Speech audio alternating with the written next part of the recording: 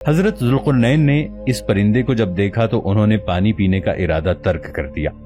تو حضرت ذوالقرنین علیہ السلام کا سفر جاری تھا۔ آپ چلتے چلتے ایک ایسے مقام پر پہنچ گئے جہاں مغرب میں ہی سورج غروب ہوتا ہے، اور وہ دنیا کے بالکل آخری کونے میں آ گئے۔ سورج غروب ہوتے وقت آپ کو ایک ایسا منظر نظر آتا ہے جیسے ایک سیاہ چشمے میں سورج ڈوب رہا ہے۔ اگر ہم سمندری سفر کریں تو مغرب کے وقت ہمیں ایسا لگتا ہے جیسے سورج سمندر میں ڈوب رہا ہے، مگر آپ مغرب میں اتنا آگے پہنچ چکے تھے جو دنیا کا آخری کونا تھا۔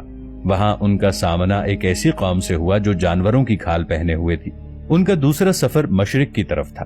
آپ سفر کرتے کرتے ایک ایسی جگہ پر جا پہنچے جہاں سے سورج طلوع ہوتا ہے۔ آپ نے وہاں ایک ایسی قوم کو دیکھا کہ وہ کسی عمارت یا مکان میں نہیں رہ رہے تھے۔ جب سورج طلوع ہوتا وہ غاروں میں یا زیر زمین چلے جاتے، جب سورج غروب ہوتا تو یہ اپنے ٹھکانوں سے نکل کر روزی روٹی کی تلاش میں لگ جاتے تھے۔ حضرت ذوالقرنین نے ان کو بھی اسلام کی دعوت دی۔ ان میں سے کچھ لوگوں نے دعوت قبول کی اور کچھ لوگ اڑے رہے، اور وہاں پھر جنگ بھی ہوئی، مگر حضرت ذوالقرنین علیہ السلام نے ان لوگوں کو قابو میں کر لیا۔ اب ان کا تیسرا سفر شمال کی جانب تھا۔ آپ سفر کرتے کرتے دو پہاڑوں کے درمیان پہنچ گئے۔ وہاں بھی عجیب و غریب قسم کی آبادیاں آباد تھی۔ ان کی زبان بھی نہایت عجیب و غریب تھی۔ ان لوگوں کے ساتھ اشاروں کے نایوں میں بہت مشکل سے بات کی جا سکتی تھی۔ ان لوگوں نے حضرت ذوالقرنین علیہ السلام سے یاجوج ماجوج کے ظلم و ستم کی شکایت کی اور آپ سے مدد کی اپیل کی کہ ہمیں ان کے ظلم و ستم سے بچائیں۔ اب سوال یہ پیدا ہوتا ہے کہ یاجوج ماجوج کون ہیں؟ یہ 70 بلین لوگ یاجوج ماجوج ہو سکتے ہیں۔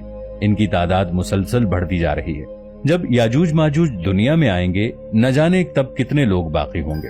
ان میں مرد بھی ہیں اور عورتیں بھی ہیں۔ یہ 3 گروہوں میں تقسیم ہے، ایک طاوین، دوسرا تعویذ اور تیسرا منسق۔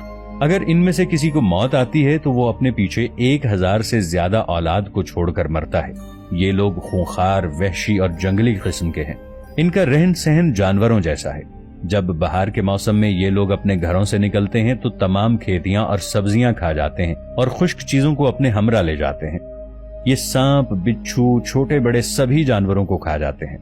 حضرت محمد صلی اللہ علیہ وآلہ وسلم کا ارشاد ہے، جب تک یاجوج ماجوج نہ آ جائیں قیامت ظاہر نہیں ہوگی۔ یاجوج ماجوج کے نکلنے سے پہلے دنیا کن چیزوں سے محروم ہو جائے گی؟ حضرت ابن عباس رضی اللہ تعالی عنہ نے فرمایا کہ اللہ تعالیٰ نے 5 نہروں کو جنت سے جاری کیا۔ یہ 5 دریا ایک ہی چشمے سے جاری ہوئے۔ اللہ تعالیٰ نے حضرت جبرائیل علیہ السلام کے ذریعے جنت کے اس چشمے کو پہاڑوں کے اندر امانت کے طور پر رکھ دیا، اور پہاڑوں کے ذریعے زمین پر نہروں کو جاری کیا۔ لوگ اس سے طرح طرح کے فوائد حاصل کرتے ہیں۔